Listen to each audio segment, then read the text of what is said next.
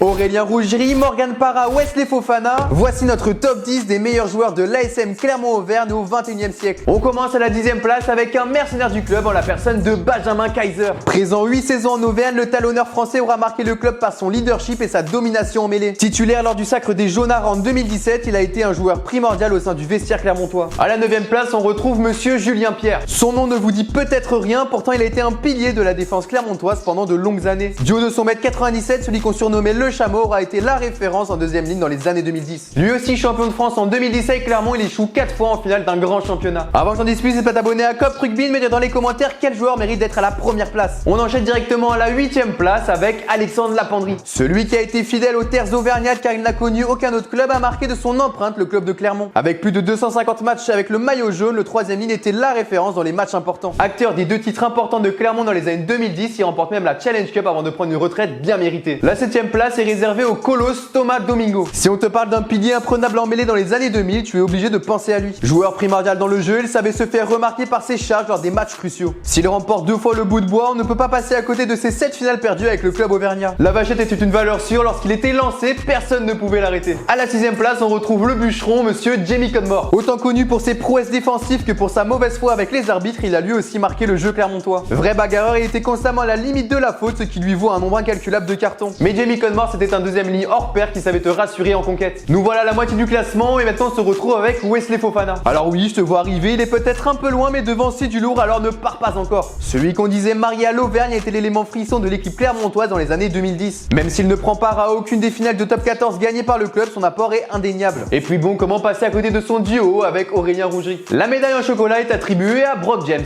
Buteur infaillible, il était avec Clermont l'ouvreur le plus régulier de top 14. Véritable architecte du jeu clermontois, il a su marquer tout un peuple en 10 saisons. Meilleur réalisateur en 2007, 2008 et 2009, et non, je t'ai pas menti, face au Perche, c'était un monstre. Il te suffit de te rappeler de ce drop du milieu de terrain face à Toulon, bref, un vrai magicien. La 3e place et la médaille de bronze reviennent à Julien Bonner. Comment penser à l'ASM Clermont de 2010 sans parler du 3e ligne français? Celui qu'on surnommait Monsieur Propre était un joueur assez discret mais qui savait se faire remarquer en défense. Il ne remporte qu'un trophée avec Clermont, un palmarès assez maigre quand on voit les prestations qu'il a sorties avec cette équipe. La médaille d'argent revient à la légende du club, Monsieur Morgan Parra. Celui qui a été le meilleur demi-mêlée du top 14 lorsqu'il jouait avec l'ASM devait figurer sur le podium. Avec pas moins de 2000 points en 13 saisons avec les Jaunards, sa polyvalence était un vrai plus. Cette facilité qu'il avait de jouer aux 2 postes de la charnière aura joué un rôle clé dans les titres de l'ASM. Celui qu'on surnommait le merdeux a réussi à marquer toute une région même s'il a fini sa carrière avec le Stade français. Comment ne pas finir ce classement avec le seul qui doit occuper cette place? Elle est pour toi, Aurélien Rougerie. Je ne prends pas trop de risques en le mettant à ce rang tant c'est le joueur qui représente le mieux le club. Capitaine courage des Jaunards, ses courses et ses percées ont permis à Clermont d'accrocher des matchs primordiaux. Et puis bon, on n'a pas tous une statue devant son stade. Mais alors selon toi, est-ce qu'il manque un joueur dans ce top 10? Dis-le moi dans les commentaires et n'oublie pas de t'abonner à Cop Rugby.